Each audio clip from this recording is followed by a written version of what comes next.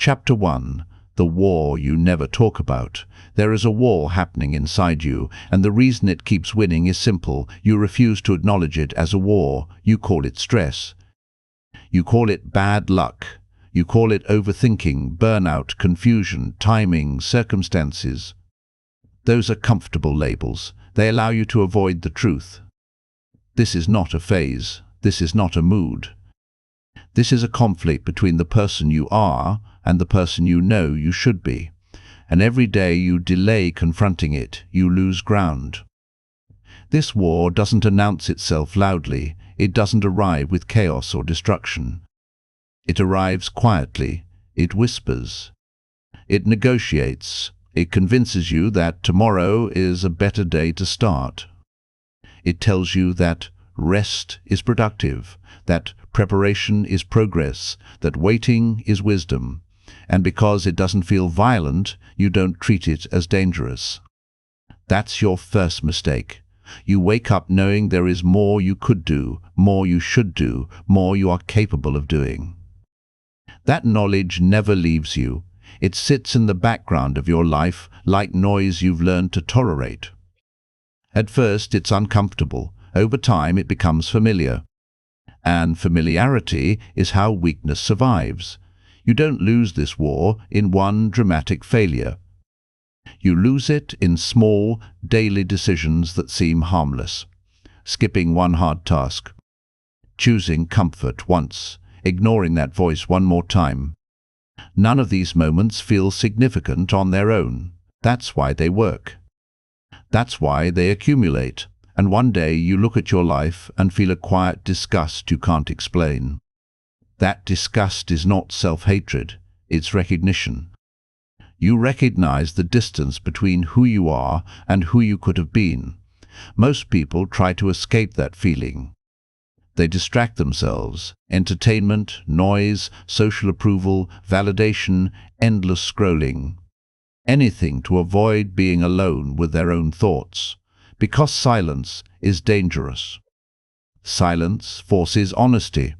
And honesty forces responsibility. You already know what you should be doing. That's the part no one wants to admit. You don't need more information. You don't need another video, another book, another explanation. The problem is not ignorance. The problem is resistance. There is a part of you that wants growth, pressure, progress. And there is another part of you that wants safety, ease, and familiarity. These two parts cannot coexist peacefully. One must dominate. Every day, one of them wins. This is the quiet war. It's quiet because no one else can see it. From the outside, your life might look normal, functional, acceptable. That's what makes it so dangerous. There is no emergency forcing you to change. No external collapse. No obvious crisis. Just a slow internal decay. You are not failing loudly. You are failing silently, and silent failure is easier to ignore. You tell yourself you have time. That is the most common lie in this war. Time feels abundant when you're not using it. The days blur together. Weeks disappear, years pass quietly. Then one day, time becomes very real, not because you suddenly understand it, but because you feel its absence. Opportunities you didn't take, effort you didn't give. Versions of yourself you never built. Regret doesn't arrive as panic. It arrives as heaviness. This war is not about motivation. Motivation is unreliable and weak. It comes and goes. If motivation were enough, your life would already be different. This war is about identity. Who do you see yourself as when no one is watching? Who are you when there is no reward, no praise, no pressure from the outside? That version of you is the real one, and right now, that version is being shaped by avoidance. You don't avoid effort because you're lazy. You avoid it because effort forces confrontation. When you try seriously, you expose yourself to failure. When you commit fully, you remove excuses. As long as you stay half in, you can protect your ego. You can say you could have done more if you wanted to. That illusion feels safe, but it slowly destroys your self-respect. Self-respect doesn't come from success, it comes from alignment. From knowing that your actions match your standards. Right now, there is a gap. You feel it. That gap is the battlefield. Every time you choose comfort over discipline, the gap widens. Every time you choose discipline over comfort, it narrows. This is not philosophical, it is mechanical. Cause and effect. The quiet war inside you doesn't care about your intentions. It doesn't care what you plan to do next week or next month, it only responds to what you do today. You don't win this war by thinking differently, you win it by acting differently, repeatedly when it's inconvenient. You might be waiting for clarity, you might be waiting to feel ready. That waiting is part of the war. Readiness is not a requirement for action. Action creates readiness. Confidence is not a prerequisite. It is a byproduct. You don't think your way into discipline. You behave your way into it. Most people lose this war because they underestimate it. They think they can negotiate with their weaknesses.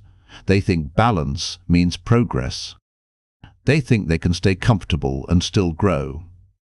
That's not how this works. Growth demands friction, pressure, discomfort. Something must be sacrificed. Usually it's the version of you that wants everything to be easy. This war doesn't end with a single victory.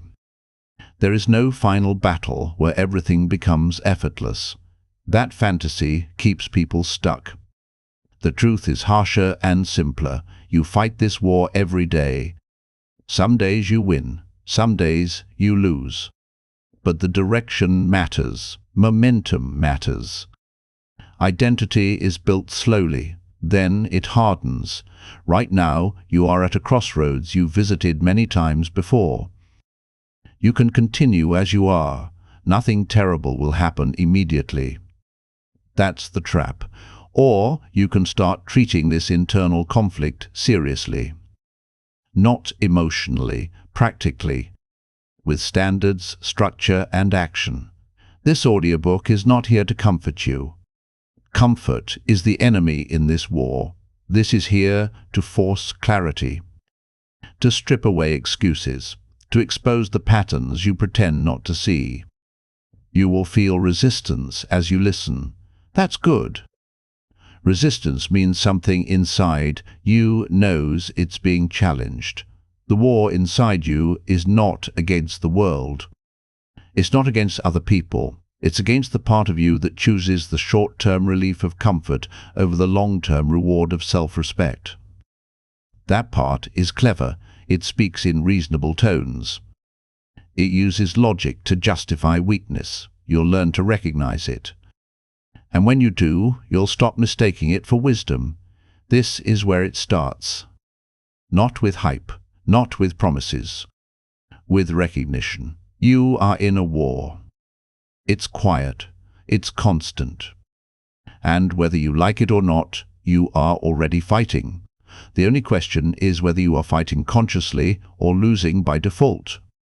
Chapter 2. The voice that weakens you. The most dangerous enemy in this war does not shout, it speaks calmly. It sounds reasonable, it knows your history, your fears, your insecurities, and it uses them with precision. This voice doesn't tell you to quit, it tells you to delay. It doesn't tell you that you're incapable, it tells you that the timing isn't right. And because it sounds intelligent, you listen. This voice has been with you for a long time. It formed slowly, shaped by past failures, embarrassment, rejection, and disappointment. Every time something didn't work out, it took notes. Every time you felt exposed or inadequate, it learned how to protect you. Its goal is not your growth. Its goal is your safety, and safety, over time, becomes a prison. You often mistake this voice for logic. You think you're being realistic.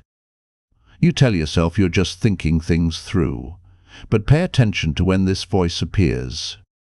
It doesn't show up when you're comfortable. It appears the moment effort is required. The moment commitment becomes real. The moment you could move forward but hesitate. That timing is not accidental. It will tell you that you need more preparation, more research, more planning. It will convince you that starting now would be reckless, that waiting is the mature decision, and sometimes preparation is necessary. But most of the time, it's a disguise. You are not preparing. You are hiding. You are avoiding the discomfort of being seen trying. This voice thrives on your past. It will remind you of every time you failed, every time you didn't follow through, every time you looked foolish. It will say, remember what happened last time. Remember how that ended. And you listen because pain leaves a strong imprint. But what this voice never mentions is what happened, the times you didn't try at all.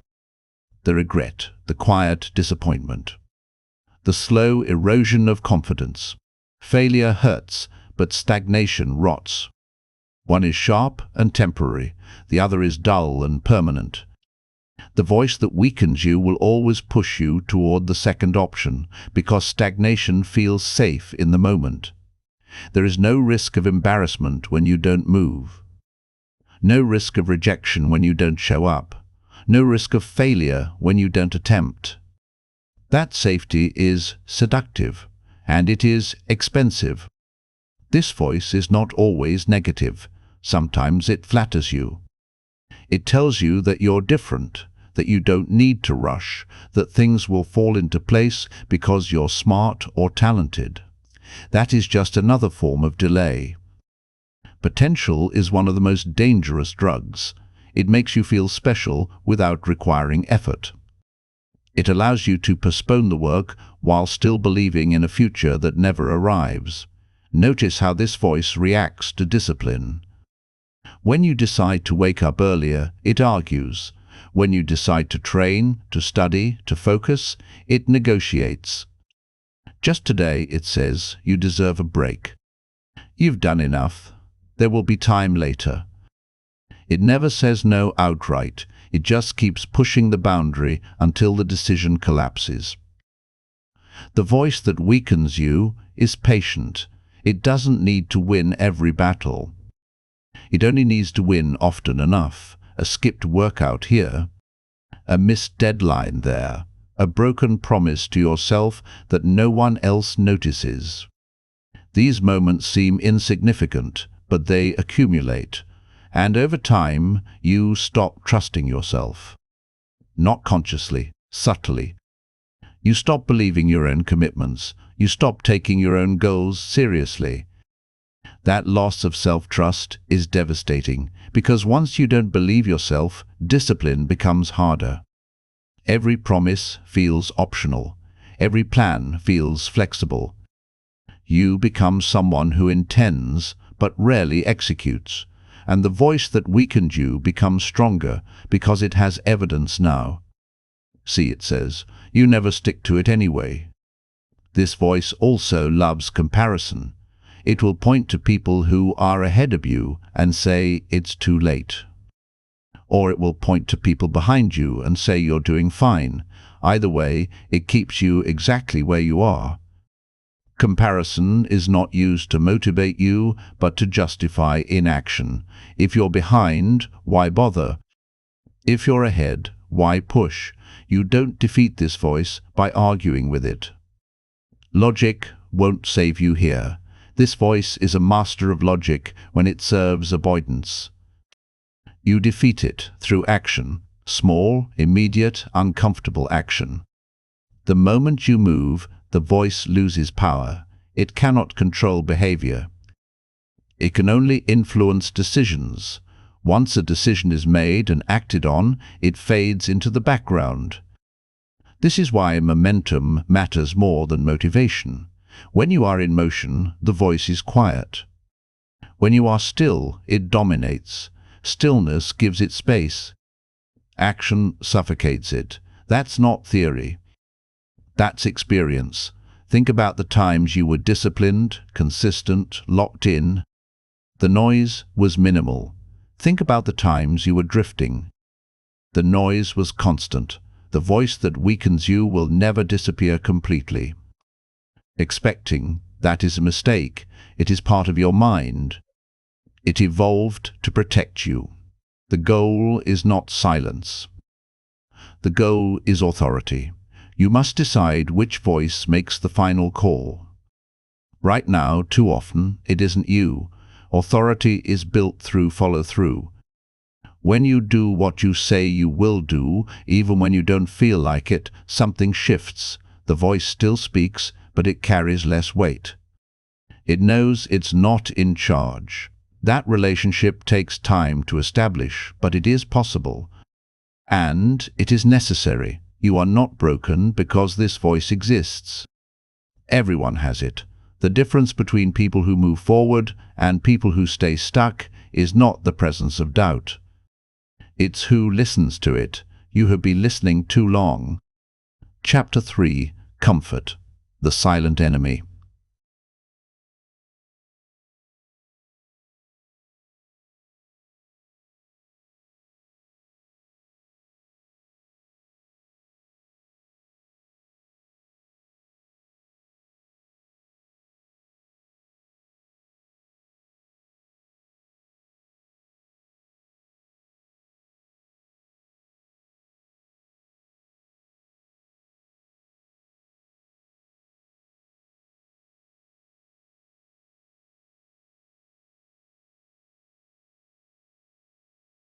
It doesn't scream for attention. It doesn't humiliate you. It whispers so subtly that you barely notice the chains it wraps around your habits, your ambition, your identity.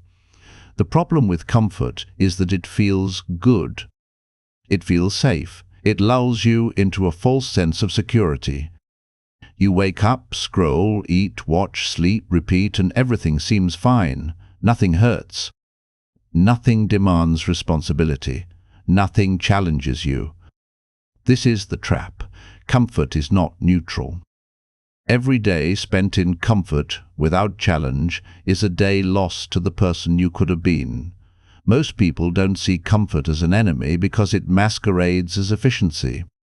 They say, I'm relaxing, I'm resting, I'm recharging. Those statements have truth in them, but they are lies when they become excuses for stagnation. Rest is purposeful. Comfort is passive. Rest restores your capacity to act. Comfort dulls it. Rest is strategic. Comfort is habitual. Rest prepares you for war. Comfort prepares you to lose quietly. Consider the moments you willingly choose ease over effort. They feel minor. Watching one episode instead of reading, choosing the elevator instead of the stairs, ignoring that extra hour of work or study. Each choice isolated seems insignificant. That's exactly why comfort is dangerous. It accumulates like water on stone, slowly, persistently, without dramatic events. And then one day you realize you have stopped growing altogether, and it's too late to catch up. Comfort also teaches rationalization. It gives reasons for inaction. I'll start tomorrow. I've done enough today. It's okay, I deserve this break. Each statement seems reasonable. Each is a trap. They are not reflections of wisdom, they are tools, comfort uses to hold you hostage. It does not need to threaten you outright. Its power is in seduction. Its weapon is patience. It wins by being unnoticed. The silent enemy thrives in predictability. Humans are drawn to routines because they feel safe, familiar, and easy to maintain. Comfort is the architect of these routines. It designs your daily life in ways that feel controlled, even while it limits your potential. You walk a path so smooth that no one would notice your absence of progress, least of all yourself. And when ambition calls, you are too softened, too unaccustomed to friction to respond. The war against comfort is subtle but constant. There are no final battles. It is a lifelong struggle, a vigilance that requires daily attention. You don't defeat comfort by avoiding it completely. That's impossible. You defeat it by deliberately choosing challenge over ease, action over passivity, growth over the illusion of safety.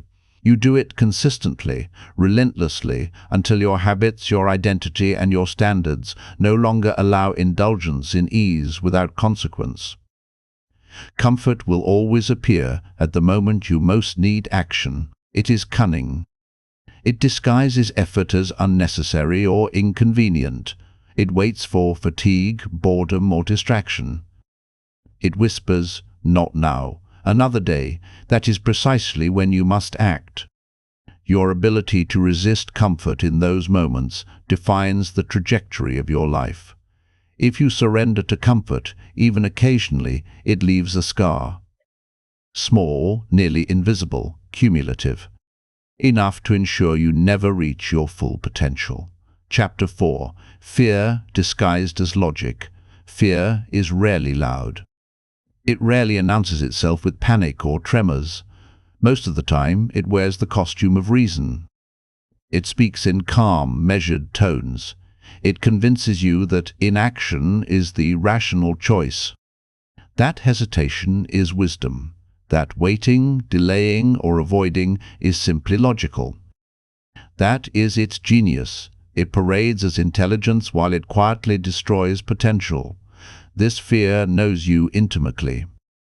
It knows what you desire, what you value, and what you secretly dread. It studies your habits and weaknesses, then finds ways to disguise its presence. You're being cautious, it says. You're being practical.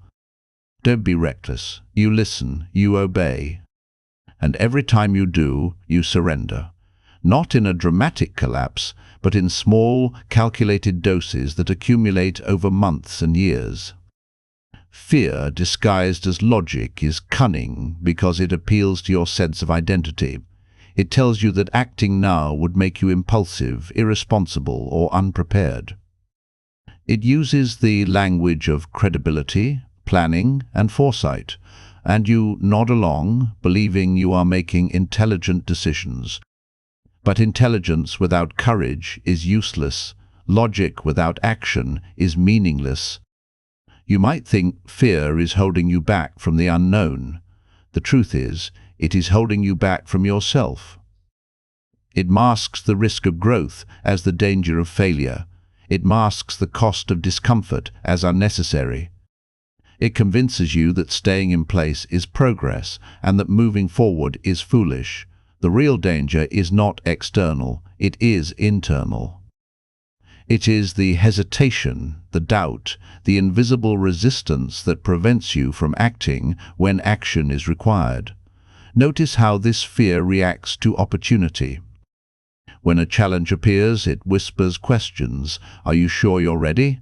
What if you fail? What if this backfires? Each question feels reasonable. Each is a trap. Its goal is not to prevent failure.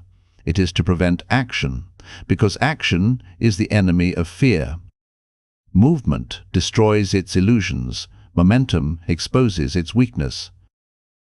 Fear, disguised as logic, loves scenarios. It generates hypotheticals to keep you anchored in safety.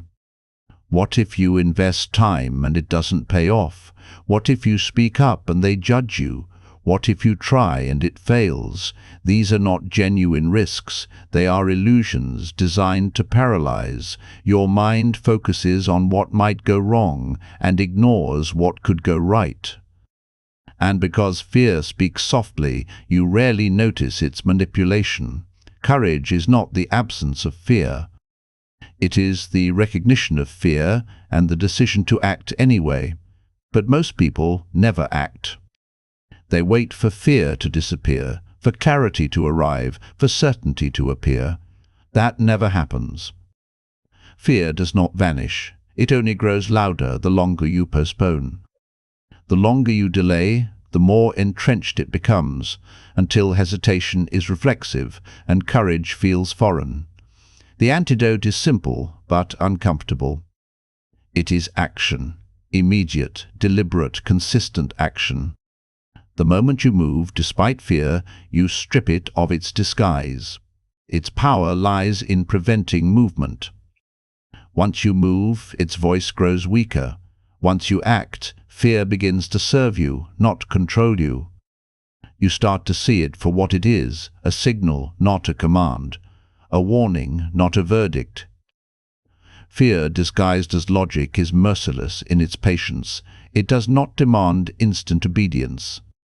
It waits, subtly shaping your decisions, influencing small choices, eroding consistency. And it works because humans are inherently pattern-seeking.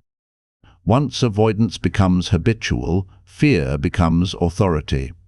It dictates how you respond to challenges without revealing its presence. You follow it unknowingly. You are at war with it every day. The battle is not against circumstances or external threats. It is against the invisible, whispered doubts that masquerade as reasoning. Winning does not mean eliminating fear. That is impossible.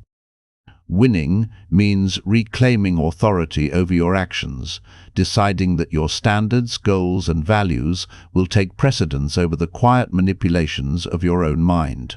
Every time you act despite this fear, you train yourself to trust your own decisions.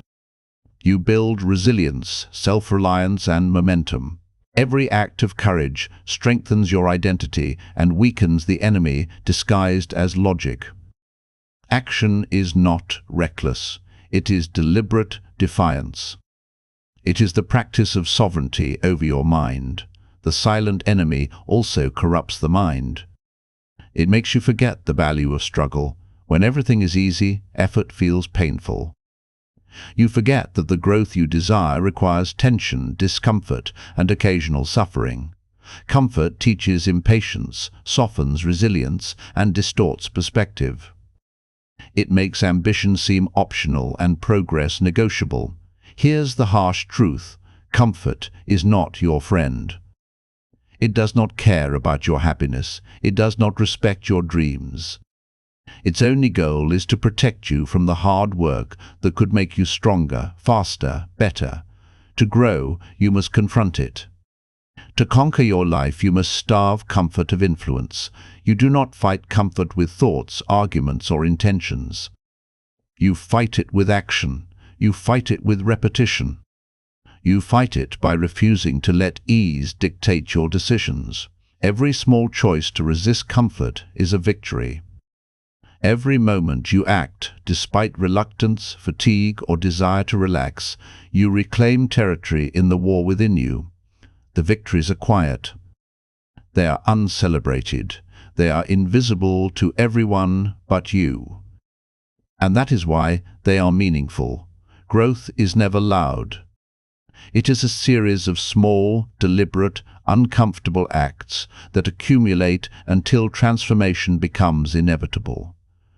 The question is simple: will you choose the path of least resistance, comfortable and predictable, or the path of effort, challenge, and growth?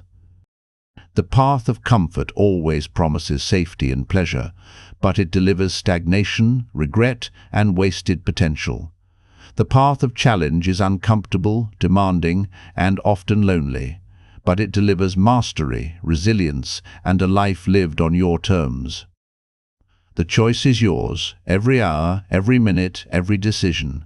Comfort is patient. It waits, it tempts, it lulls.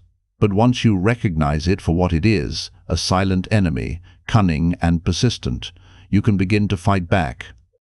And every small act of resistance, though quiet and unnoticed, is a strike against the enemy that has held you captive far too long. From this point forward, your task is not to eliminate the voice that weakens you. It is to recognize it quickly and act anyway, not later, not tomorrow, now. The faster you act, the less time it has to build a case. This chapter is not about being fearless. Fear will be there. Doubt will be there. Resistance will be there. This is about refusing to let them make decisions for you. You don't need confidence to act, you need standards. And standards are enforced through behavior, not thoughts. The war inside you becomes easier to fight once you stop mistaking hesitation for wisdom. That voice is not your enemy because it exists. It becomes your enemy when you obey it. Chapter 5: Self-Sabotage and the Addiction to Delay. Self-sabotage is not a momentary lapse. It is not an accident. It is not laziness, at least not in the sense you think. It is a pattern, a habit, a deeply ingrained strategy your mind uses to avoid discomfort while pretending to pursue progress. Most people who sabotage themselves are highly intelligent, capable, even ambitious. Their problem is not ability, it is behavior. They know what they should do. They know what action is required. Yet they consistently choose something else, something easier, safer, quieter.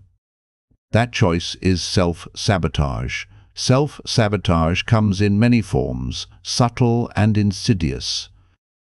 It hides behind productivity. You might spend hours organizing your desk, planning your day, watching tutorials, or reading about strategies without executing any of them. You tell yourself, I am preparing, but preparation has become a mask for procrastination. You are not building anything, you are avoiding action.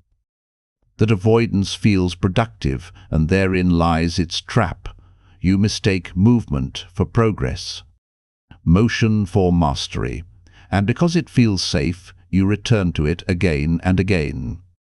Another form of self-sabotage is overthinking. You think, analyze, weigh options, debate potential outcomes. You make lists, charts, and plans. You mentally rehearse scenarios endlessly. Each thought seems constructive, but it delays the only thing that matters: action. While you deliberate, the moment passes. The opportunity disappears, and your mind reassures you you are being careful. You are strategic, you are smart. That voice is lying. It is fear in disguise, seeking comfort while dressed as logic. Self-sabotage also thrives on excuses. Every missed workout, every skipped task, every delay carries a reason. I'll start tomorrow. I need more time. I'll do it when I feel ready.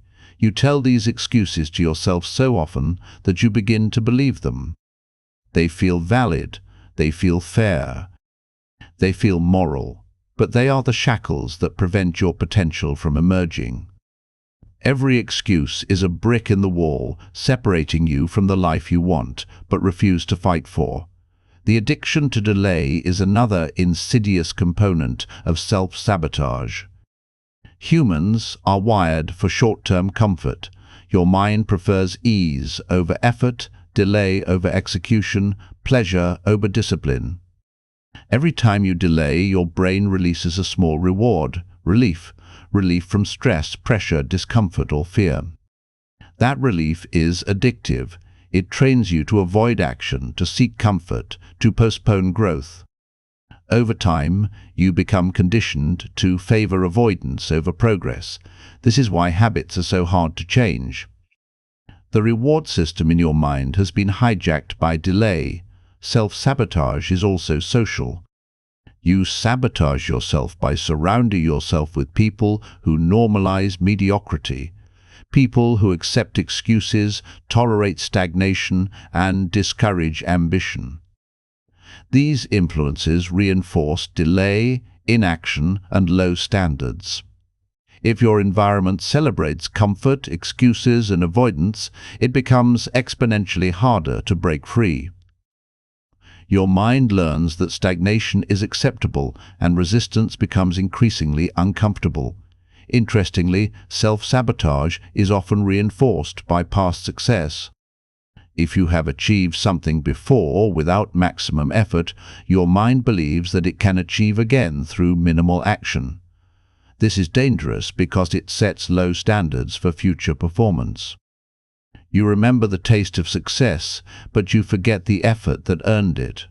You think the results are easier than they actually are, and you subconsciously reduce your commitment. This is subtle. It is quiet. It is effective, and it guarantees that your next success will be smaller or delayed. The underlying mechanism behind self-sabotage is fear, but not just fear of failure. It is fear of exposure, fear of growth, fear of responsibility, fear of discomfort. You know that if you fully commit, the stakes will rise. You will face new challenges. You will have to confront weaknesses. You might fail in front of others or even in private. Avoidance keeps that fear at bay. It allows you to live under the illusion of safety, even as it guarantees stagnation. Breaking self-sabotage requires brutal honesty. You must examine every instance in which you delayed or avoided action and identify the real reason behind it. Was it strategic, or was it fear? Was it preparation, or was it avoidance? Was it discipline, or was it habit? The moment you can see the pattern clearly, you strip it of its camouflage. You expose it for what it is, an enemy pretending to be an ally. Execution is the cure. You do not overcome self-sabotage through motivation alone. Motivation is fleeting. Motivation cannot replace repeated, deliberate action. You overcome it by creating standards and enforcing them relentlessly. Standards are the boundaries you establish to prevent delay and rationalization. They dictate behavior regardless of feelings, comfort, or fear. Once you follow your standards consistently, self-sabotage loses power. The mind learns that hesitation will no longer be tolerated. Action becomes automatic. Practical methods to counter self-sabotage include immediate action. Start tasks as soon as possible. The longer you wait, the more resistance grows. Momentum is your ally. Micro-commitments. Break tasks into the smallest actionable steps. Completing even a small part builds momentum and reduces the influence of fear. Eliminate excuses. Identify every rationalization that delays action. Replace "I'll do it later" with a clear plan and a timestamp. No exceptions. Track behavior, not intentions. Log what you actually do. Intentions are meaningless if not acted upon. Accountability creates pressure to act. Use discomfort deliberately. Schedule tasks during times you normally resist action. Train your mind to operate despite discomfort. Environment engineering. Surround yourself with people, tools, and routines that minimize the opportunity for delay. Remove triggers of procrastination. Reflect and reinforce. At the end of each day, review what you acted on versus what you avoided. Reward consistency. Adjust standards if needed. The paradox of self-sabotage is that it offers temporary relief at the expense of long-term suffering. Each delay feels comfortable in the moment, but compounds into regret, frustration, and diminished self-trust over time. The mind grows accustomed to inaction. Every time you delay, it becomes easier to delay again. Every avoided challenge lowers your threshold for fear, increases your tolerance for mediocrity, and reduces your capacity to act when it truly matters. The addiction to delay is a cycle, and cycles are broken only by deliberate, repeated interruption. You cannot simply decide to stop. You must build a system that overrides habit. You must force your mind into action until it no longer defaults to avoidance. You must make discomfort familiar, inevitable, and non-negotiable. Understand this: self-sabotage is not a flaw. It is a survival mechanism that has become maladaptive. Your mind is not trying to ruin you. It is trying to protect you from the hard work that defines growth. You must recognize its intent, then override it with discipline, strategy, and relentless action. Victory over self-sabotage is not dramatic. There is no singular moment of triumph. It is cumulative. Every small choice to act when you want to delay, every time you push through discomfort, every instance you reject excuses, builds a momentum that reshapes identity. Self-respect, confidence, and capability are forged through these repeated acts.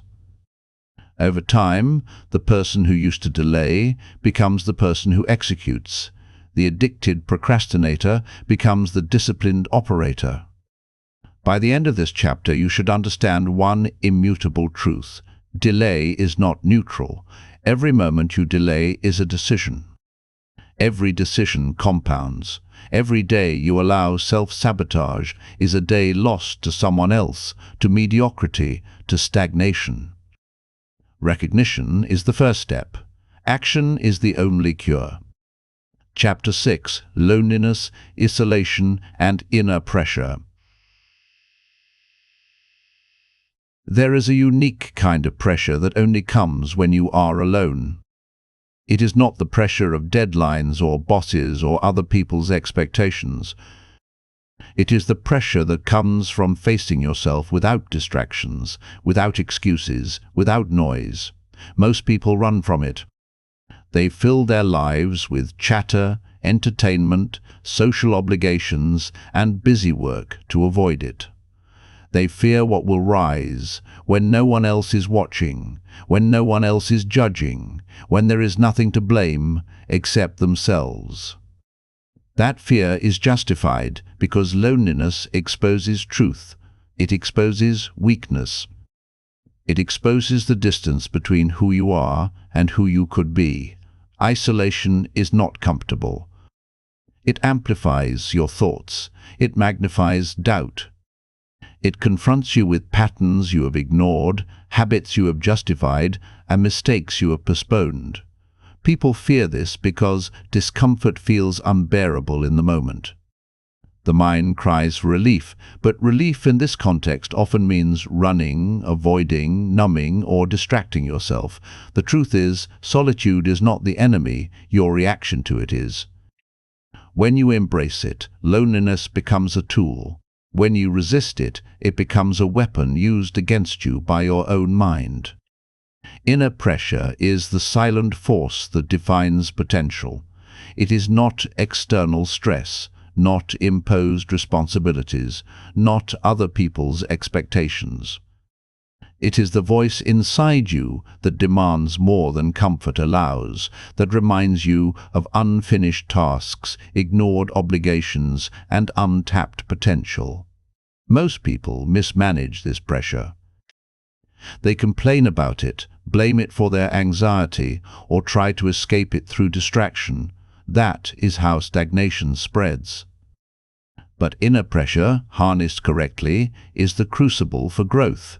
It is what separates those who dream from those who execute. The first step in using loneliness and inner pressure is acceptance. Accept that discomfort is unavoidable. Accept that clarity comes only when you face yourself honestly. Accept that distractions, excuses, and avoidance are temporary refuges that only postpone confrontation with your own reality.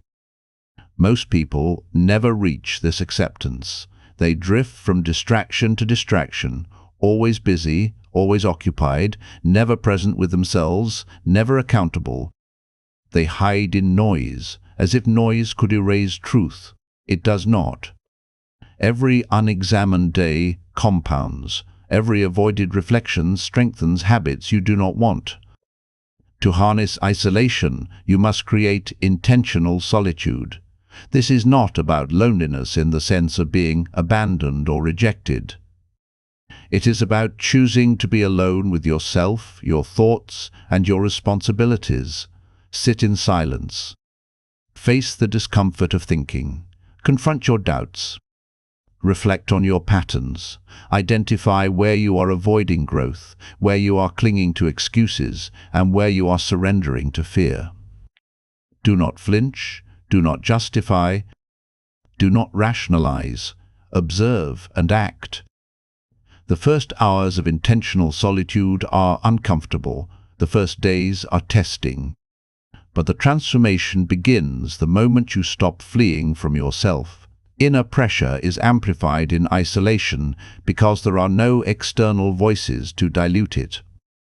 There is no crowd, no distraction, no reassurance. You cannot hide behind others' expectations. You cannot rationalize your choices by comparing them to peers. You are left with one thing: your standards. And your standards reveal the truth.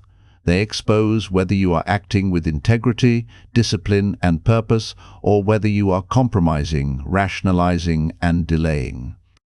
That exposure is not optional. If you refuse it, you surrender control over your growth. If you embrace it, you gain leverage over every aspect of your life. Many people fear this because it forces accountability that is immediate, personal, and inescapable. It demands clarity that is uncomfortable. It demands recognition of patterns you have ignored for years. It confronts you with mistakes you have justified, opportunities you have wasted, and potential you have betrayed. That confrontation is harsh. It is raw. It is necessary. Those who endure it gain a perspective that cannot be bought, taught, or borrowed. They gain awareness of cause and effect in their lives, and that awareness is the foundation of mastery. To survive inner pressure, you must learn discipline. Discipline is not about external rewards. Discipline is about self-regulation, in the absence of oversight, in the absence of validation, and in the absence of immediate results.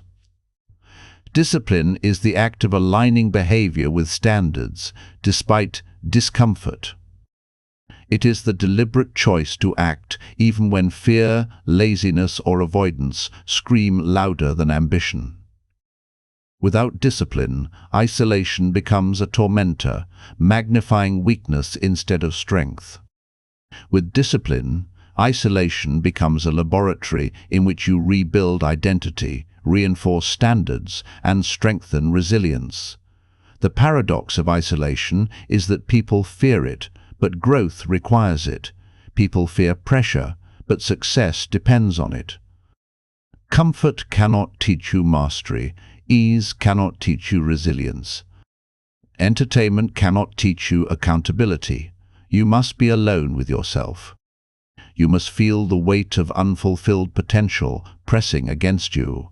You must stare into the truth of your habits, your choices, and your limitations without flinching. Only then does the war inside you shift from quiet struggle to deliberate conquest.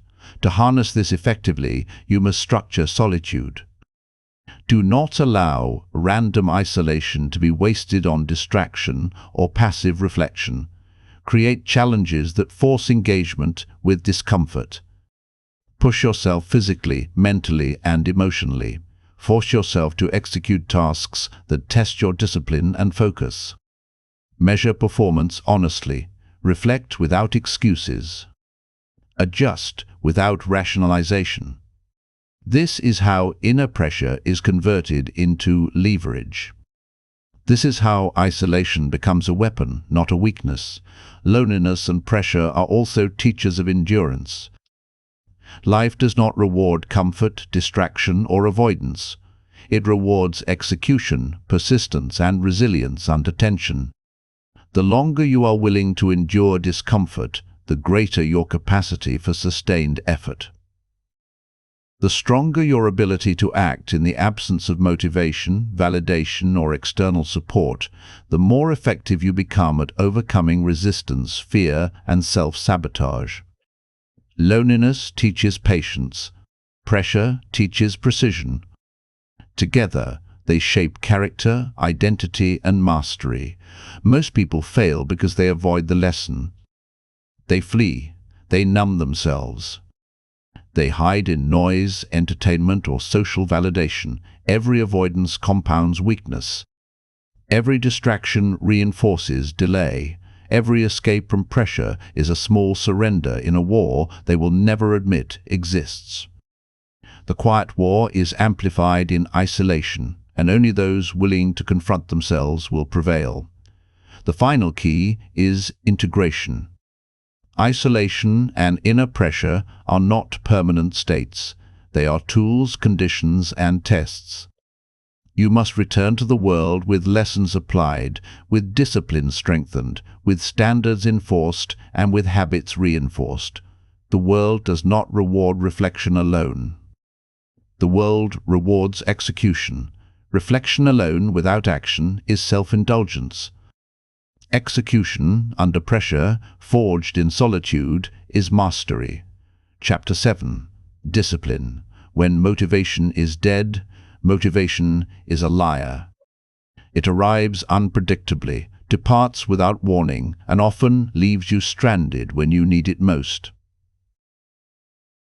Those who rely on motivation as the engine of action will fail repeatedly, not because they lack potential, but because motivation is fleeting, inconsistent, and untrustworthy.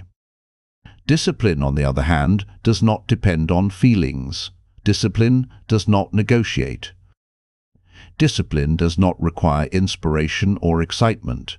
Discipline is action in the absence of motivation, and mastery is built in the moments when motivation has already left. Most people confuse motivation with purpose. They say, "I'll start when I feel inspired," or "I'll act when I'm excited." That is a trap. Inspiration is a spark, not a fire. It does not sustain effort, it does not enforce standards, and it does not overcome resistance. Discipline is the furnace that sustains growth, fueled by repetition, habit, and commitment, not mood or emotion.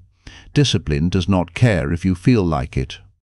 Discipline acts because it must, because it is non-negotiable, and because the alternative is stagnation.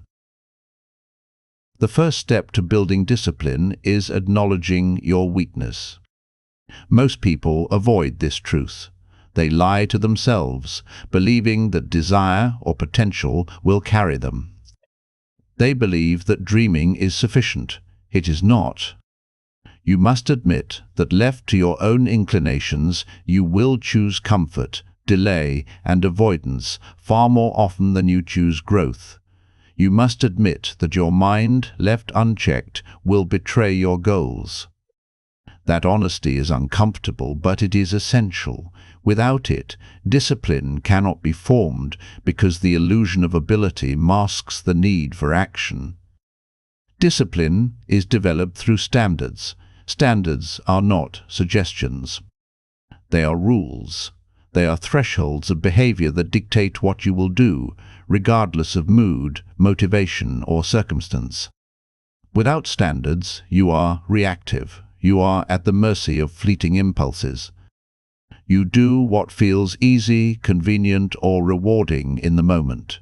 With standards, you act because it is required, because it aligns with who you want to become, and because delay is not tolerated.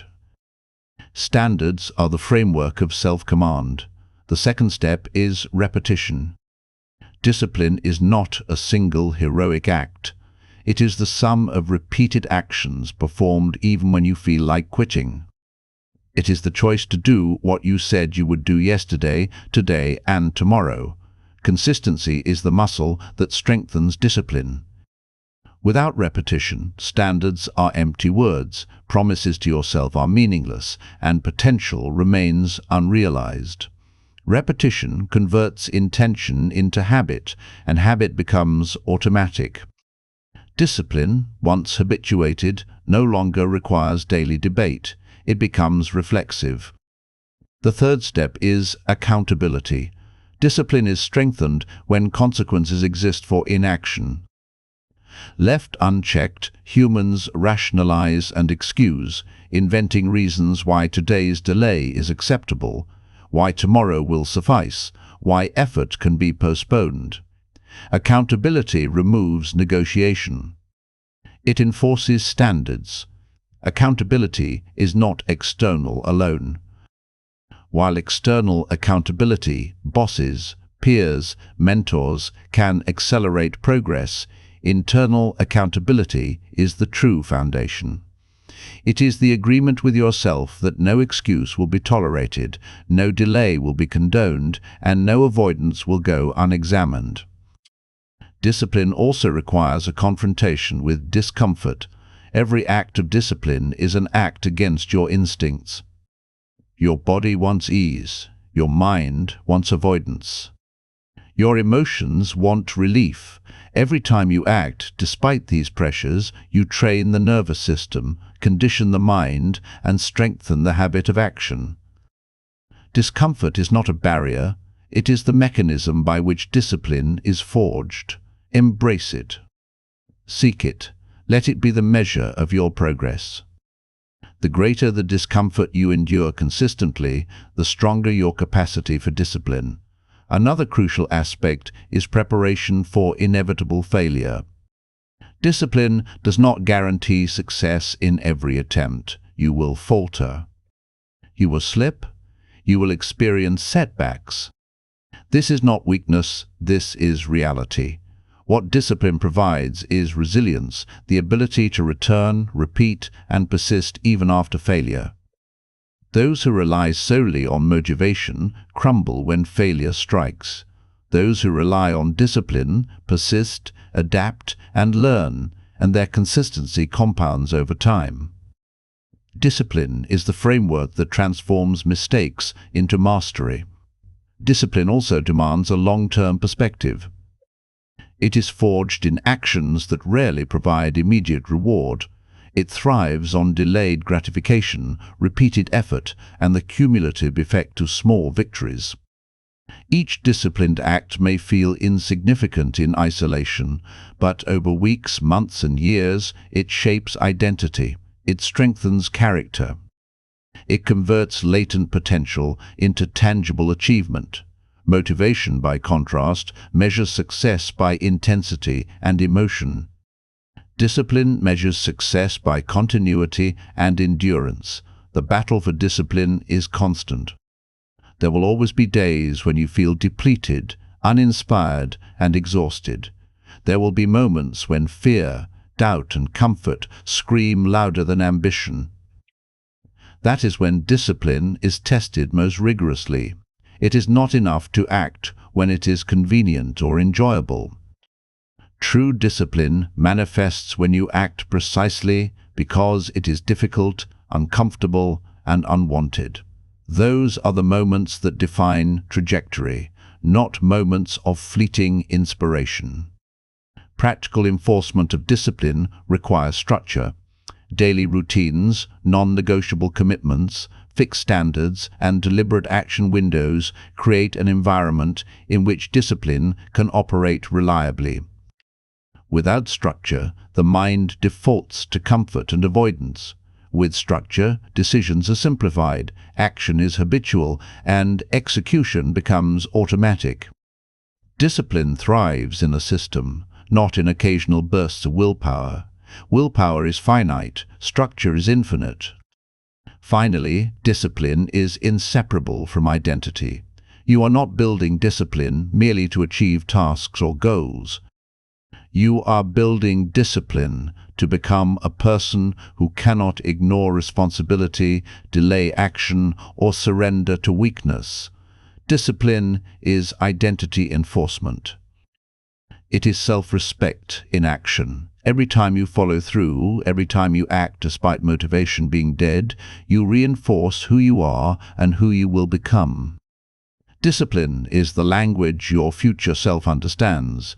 Neglect it, and you send a weak message. Honor it, and you solidify authority over your life. Chapter 8. Becoming dangerous to your old self-change is never polite. It does not ask for permission. It does not arrive quietly or gradually in a way that allows comfort to remain untouched. Real transformation is violent, in the sense that it forces the old you to step aside. It demands the destruction of habits, routines, and excuses that have dominated your life.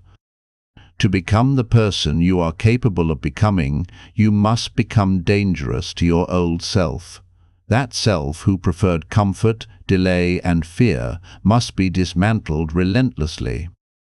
The first step in this process is recognition. You must see your old self for what it truly is, an accumulation of compromise, avoidance, and rationalization. It is the collection of every unfulfilled promise, every excuse, every delayed action, every surrender to fear and comfort. This old self is familiar, safe, and predictable. It will resist change. It will whisper that you are being reckless, impatient, or unreasonable. Listen, but do not obey. That voice is your past attempting to maintain control. You must recognize it, name it, and confront it daily. Becoming dangerous to your old self requires decisive action. Small, half-hearted efforts will not suffice. Incremental change without confrontation will leave the old self alive, whispering and sabotaging. True change requires acts that feel extreme relative to your comfort zone. You must consistently do things that your past self would avoid, ignore, or excuse. It is through repeated confrontation with discomfort that the old self loses power. It cannot survive in an environment of relentless action, strict standards, and refusal to negotiate. This process demands ruthless honesty. You cannot tolerate rationalizations or excuses. You must examine every behavior, every choice, every thought that reinforces the old patterns. Did you avoid a challenge today? Did you delay a task unnecessarily? Did fear, disguised as logic, prevent action? If the answer is yes, you do not allow justification. You confront it directly, assess the damage, and act immediately to correct it. The old self is weakened not by avoidance, but by accountability, enforced without compromise. Destruction of the old self also requires a commitment to standards stronger than desire. Motivation will come and go. Comfort will call. Fear will disguise itself as reason. Only unyielding standards will prevent regression. These standards are not suggestions. They are rules, they are boundaries. They define the new identity you are creating. They dictate behavior when emotion, temptation, and distraction arise. Each act of adherence to these standards strikes a blow against the old self. Each act of discipline fortifies the new self. Another critical aspect is environment. The old self thrives in familiar spaces, routines, and associations that reinforce avoidance, mediocrity, and delay. To destroy it, you must redesign your surroundings. Remove cues that encourage inaction. Surround yourself with people, tools, and systems that enforce growth. Structure your time to minimize opportunities for excuses. Habits are not built in chaos. They are built in consistent, controlled, and challenging environments. The old self cannot survive where action is inevitable. Mental fortitude is required because the old self will resist. It will not surrender quietly. It will create arguments, rationalizations, and fears to regain control. It will exploit weakness, fatigue, and distraction. It will make small victories feel insufficient and moments of success seem unimportant. This is expected. The more significant the change, the stronger the resistance. You must meet resistance with persistence, repetition, and focus. Do not negotiate. Do not delay. Do not retreat. The old self loses only when challenged relentlessly over time. The act of becoming dangerous to your old self also involves redefining your relationship with discomfort. Every old habit, every avoidance, every procrastinated task represents a layer of comfort the old self clung to. To destroy it, you must become familiar with discomfort, even addicted to it. Seek situations that challenge your limits physically, mentally, and emotionally. Embrace tasks that your old self avoided. Make pressure, tension, and resistance the medium through which you operate. The more comfortable you become in discomfort, the weaker the old self becomes. Self-sabotage is another ally of the old self. It will tempt you with small compromises, slight deviations from standards, or minor indulgences in comfort. Each instance may seem insignificant, but collectively they regenerate the old patterns. To become dangerous to your old self, you must eliminate tolerance for these minor concessions. Treat every deviation as a serious threat to your new identity. Respond immediately. Correct course without hesitation. Small concessions allowed today become habits entrenched tomorrow. The transformation also requires focus on identity rather than outcomes. The old self is attached to results, external validation, and short-term gratification. The new self operates from identity, standards, and long-term principles. You do not act to see immediate reward, you act because action is who you are. Discipline, action, and consistency are the defining attributes of this new identity. Each day you behave according to these principles, the old self diminishes in influence. It is replaced not by luck, motivation, or external circumstances, but by the undeniable authority of deliberate action. Becoming dangerous to your old self is not temporary. It is permanent vigilance. The old self may never disappear entirely, but it can be rendered powerless. You achieve this by cultivating unstoppable habits, internal accountability, and a tolerance for discomfort that far exceeds its ability to resist.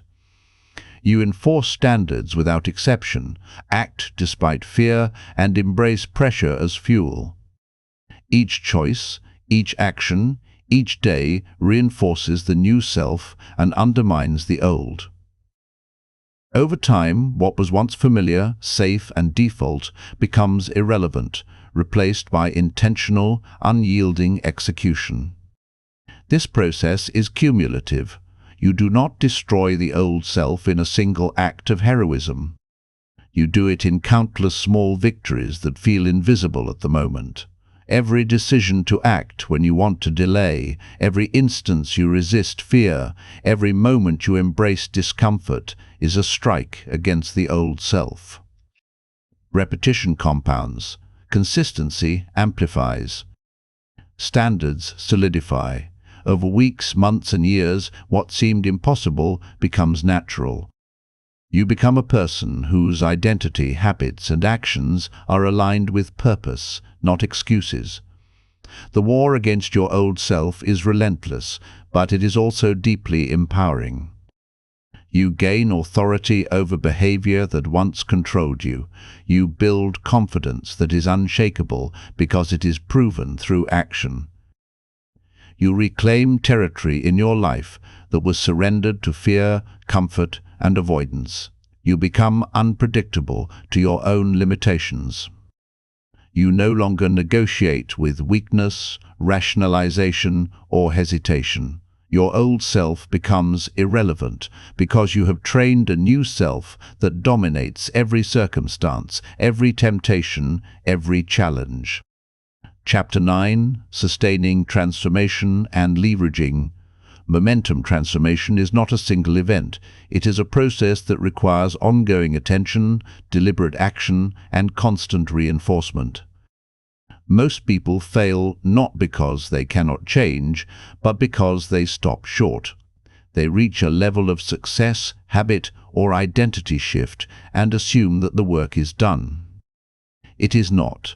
Sustaining transformation requires vigilance, structure, and a mindset that treats progress as non-negotiable.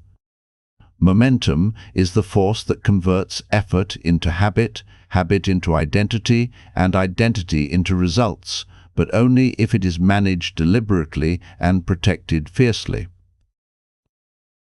The first principle of sustaining transformation is continuous reinforcement of standards. Standards are not temporary rules, they are the framework of your identity. Every action, every decision, every day must align with them. Complacency is the enemy of momentum. One day of compromise, one lapse of discipline, one surrender to comfort can erode weeks or months of progress. Your new self must be trained to operate consistently, not occasionally. Momentum is maintained by relentless adherence to the principles that built it. Each repeated action strengthens the neural pathways of execution, making habit automatic and resistance irrelevant. Momentum is amplified by deliberate consistency. Small, consistent actions are more powerful than sporadic bursts of effort. The human brain responds to patterns, not intensity. It adapts, builds efficiency, and integrates behavior into identity. When you act consistently, even in areas where you do not feel motivated, you solidify the new self. The old self loses influence because it cannot survive in an environment where repetition overrides rationalization. Each repeated act, no matter how small, compounds into unstoppable force. This is the essence of sustained transformation. Consistency beats intensity, and identity beats inspiration. Another critical principle is adaptation without compromise. Life is unpredictable. Circumstances change, challenges arise, and unforeseen obstacles appear. The momentum you build must be resilient enough to survive these disruptions. Adaptation is not negotiation with standards. It is adjustment in method while keeping core principles intact. If a system breaks down, you do not abandon the process, you refine it. If a challenge blocks the path, you find another route. Momentum is sustained not by avoiding difficulty, but by navigating it intelligently without surrendering integrity. The old self thrives on disruption. The transformed self thrives on adaptation. Sustaining transformation also requires vigilance against entropy. Entropy is the natural tendency of systems, including your habits and identity, to decay without intervention. The longer you operate without conscious enforcement of standards, the more friction, complacency, and self-sabotage re-emerge. This is why continuous reflection, honest assessment, and corrective action are non-negotiable. Momentum is not passive. It is active. It requires engagement, attention, and the willingness to confront small deviations before they become catastrophic. Accountability remains crucial in this stage. You cannot rely solely on internal pride or self-esteem. External checks, honest measurement, and regular review provide critical feedback that prevents backsliding. Journals, progress logs, mentors, and peer accountability are tools to maintain focus and reinforce momentum. Even the most disciplined individuals require external reinforcement because the human mind will always seek comfort, rationalization, and delay. The transformed self protects progress through continuous assessment and adjustment. Energy management is another key factor. Sustaining transformation is not about working harder indefinitely, it is about working smarter, consistently. Physical health, sleep, nutrition, and mental clarity directly impact the ability to execute. Fatigue, stress, and neglect of self reduce effectiveness, weaken standards, and make the old self more seductive. To maintain momentum, you must treat your body and mind as critical instruments, capable of peak performance, and demand the discipline to optimize them daily. Every choice that weakens your energy is a threat to sustained transformation. The psychology of progress is essential. Celebrate victories quietly, but avoid attachment to outcomes. Transformation is measured by behavior, not results. Consistent action, adherence to standards, and mastery of habits are the real metrics. Outcomes are consequences of identity-aligned behavior. This perspective protects momentum from the emotional roller coaster of temporary failure or delayed gratification. The old self thrives on discouragement and impatience. The transformed self focuses on the process and trusts in compounding results. Another powerful element is the deliberate expansion of challenges. Momentum stagnates when effort becomes easy or predictable. To sustain transformation, you must constantly raise the bar. Introduce new goals, increase intensity, and push boundaries that the old self would resist. Comfort zones must be systematically dismantled. Progress must remain uncomfortable enough to require deliberate effort, yet achievable enough to reinforce capability. This balance prevents stagnation and ensures the new self continues evolving rather than plateauing. Sustaining transformation also requires a commitment to influence. Your environment, relationships, and surroundings shape behavior. Surround yourself with people who embody the principles you want to maintain. Distance yourself from those who normalize mediocrity, excuses, and comfort. Influence flows both ways. The people around you either reinforce momentum or erode it. By controlling your environment intentionally, you create conditions where the transformed self thrives and the old self has no foothold. Finally, sustaining transformation demands relentless reflection. Regular self-examination, honest assessment, and course correction prevent subtle regressions from accumulating. Reflection is not indulgence, it is strategy. It identifies weaknesses before they become habits, opportunities before they are wasted, and deviations before they erode momentum. The quiet war continues even after visible progress. Sustaining transformation is the ultimate act of strategic vigilance over self. By combining discipline, consistency, adaptation, accountability, energy management, psychological perspective, challenge, environmental control, and reflection, momentum becomes unstoppable. The old self cannot survive in this environment. Delay, fear, comfort, and rationalization lose power because every aspect of your behavior reinforces the new identity. The compounding effect of repeated action, aligned habits, and deliberate standards ensures that stagnation is no longer an option. You do not rely on luck, motivation, or inspiration. You operate from mastery. Chapter 10. Mastery over environment, mind, and time. Mastery is not a state, it is a process. It is the deliberate orchestration of every aspect of your life to serve the person you are becoming. You do not reach mastery by chance, by luck, or by waiting for conditions to be perfect. Mastery is achieved by exerting authority over three critical domains: your environment, your mind, and your time. Each domain interacts with the others, and neglect in any area undermines the whole. To operate at peak potential, you must understand, control, and harmonize all three. Your environment is the foundation of mastery. It dictates behavior, shapes habits, and influences focus more than any internal decision alone. The people you associate with, the spaces you inhabit, and the objects you surround yourself with either reinforce your identity or undermine it.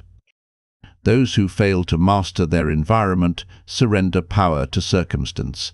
They allow noise, distraction, and mediocrity to dictate action. Mastery begins with a ruthless audit of your surroundings. Identify what supports progress and what erodes it. Remove clutter, distractions, and influences that normalize comfort or delay. Replace them with tools, systems, and companions that enforce action, elevate standards, and sustain momentum. The environment is not neutral. It either builds you or breaks you. You must ensure it builds you. Control of your mind is the second pillar. The mind is the battlefield where fear, doubt, and self-sabotage wage war against ambition, discipline, and growth. Most people live unconsciously, reacting to impulses, distractions, and emotions. Mastery requires conscious management of thought, focus, and belief. You must cultivate mental clarity by questioning assumptions, rejecting limiting beliefs, and observing patterns of procrastination or avoidance. You must train attention like a muscle, directing it toward tasks, challenges, and goals that advance your purpose.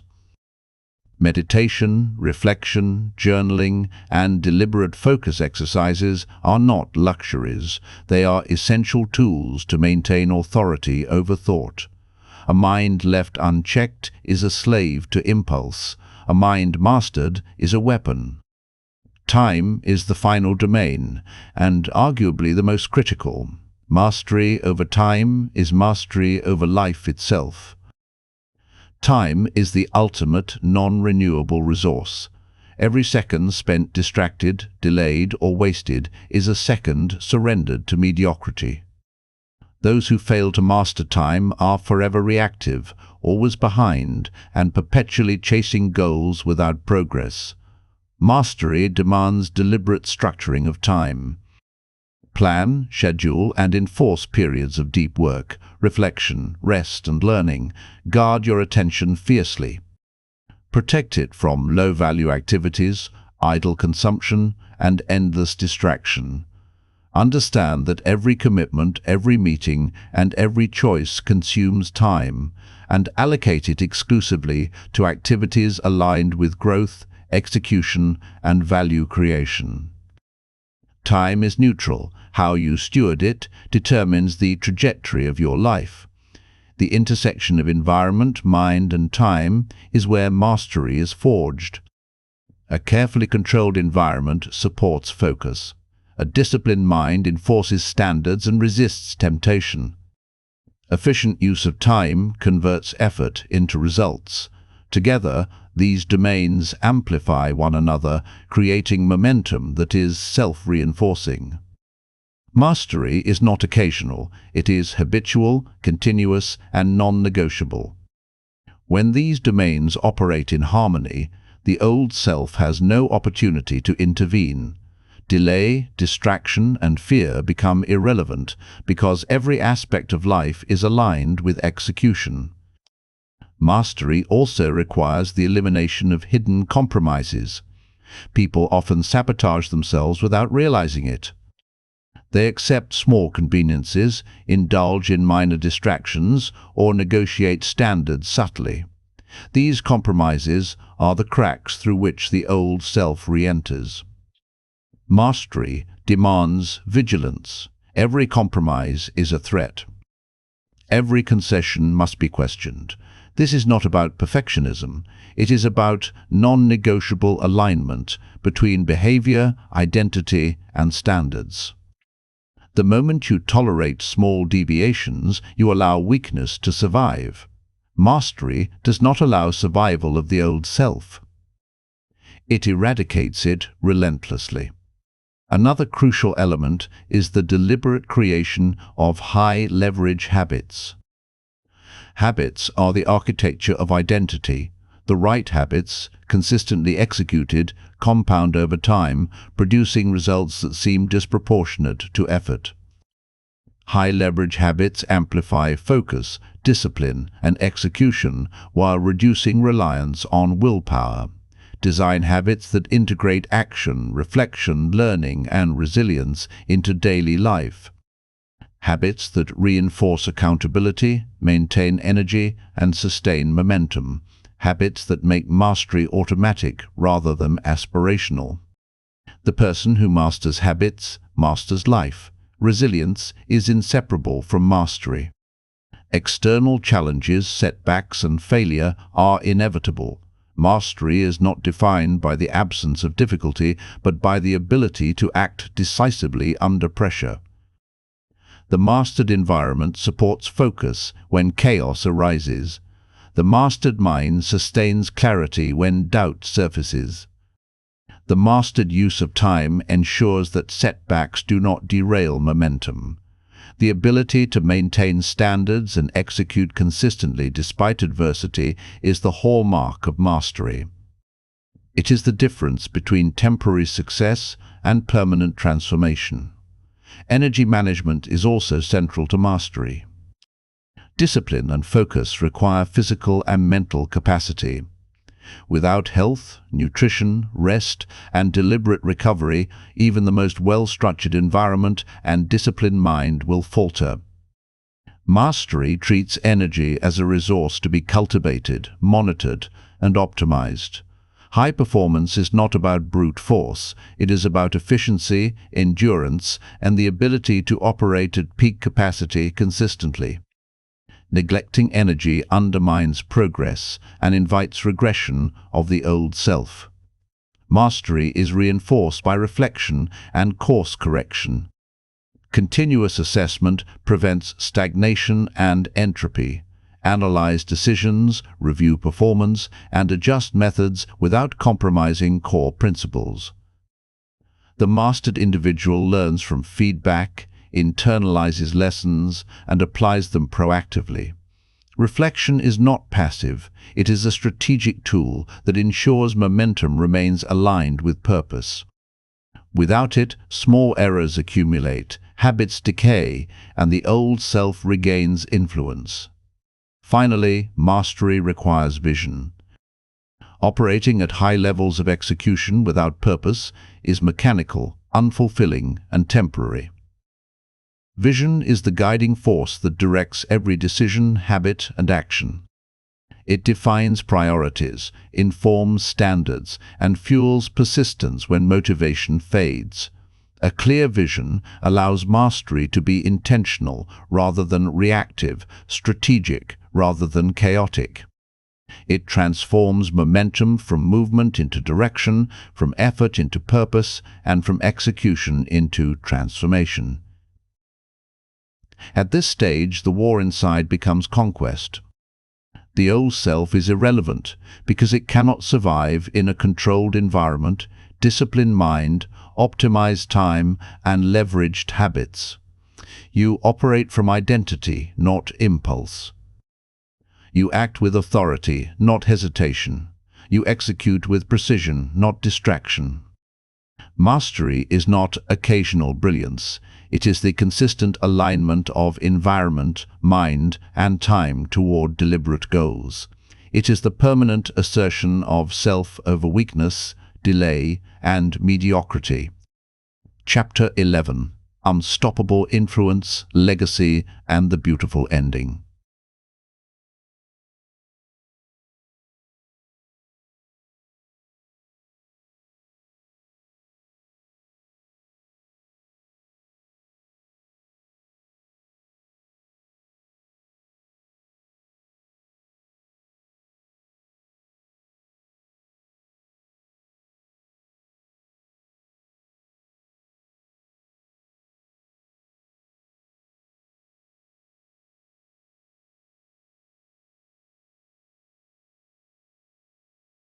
But mastery is not complete until it reaches outward, until the influence of your evolution touches the world around you. True victory is measured not only by the heights you achieve, but by the impact you create, the lives you influence, and the legacy you leave behind.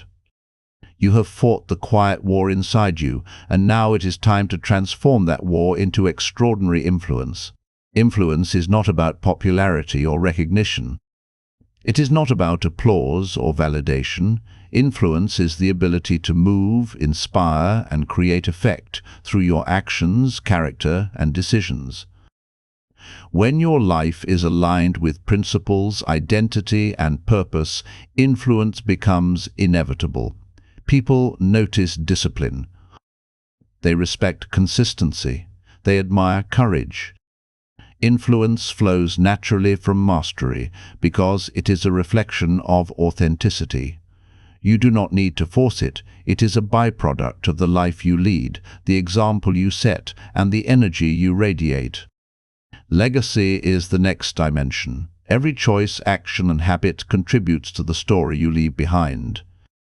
Most people live in short-term cycles, concerned only with immediate comfort, recognition, or fleeting achievements. The transformed individual operates differently. Each day, each decision, is a thread woven into the tapestry of a lasting legacy. You shape how you will be remembered, not through words alone, but through the consistency of your actions, the lives you touch, and the standards you enforce. Your legacy is living proof of the war you fought and the person you became. The final element is exponential impact. Once you have mastered yourself, your environment, your mind, and your time, you no longer operate within limitation. Every action compounds. Every decision influences multiple domains. Habits, discipline, and standards begin to affect those around you, creating a ripple effect that extends far beyond what you can see. Your consistency, focus, and courage inspire others to act, to grow, and to confront their own battles. Exponential impact is the natural consequence of unstoppable alignment between identity, action, and purpose. To sustain influence and legacy, you must embrace responsibility. Mastery is not self-indulgent. It is not a shield for comfort. Influence and legacy demand intentionality. Every action is a choice, every word a reflection, and every decision an opportunity to strengthen or weaken the trajectory of your life and the lives you touch. You cannot afford carelessness, distraction, or compromise. True influence is born from deliberate action executed with integrity, clarity, and authority. Reflection remains crucial even at this stage. Assess the impact of your actions, refine your approach, and ensure alignment with your vision.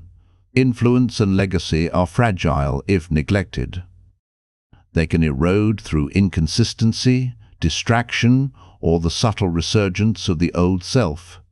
Daily reflection, honest assessment, and course correction are the invisible forces that protect momentum, preserve identity, and amplify impact. The quiet war continues, but now it manifests in action, not struggle. Gratitude is a final but essential element. Transformation, mastery, and influence are not solitary achievements.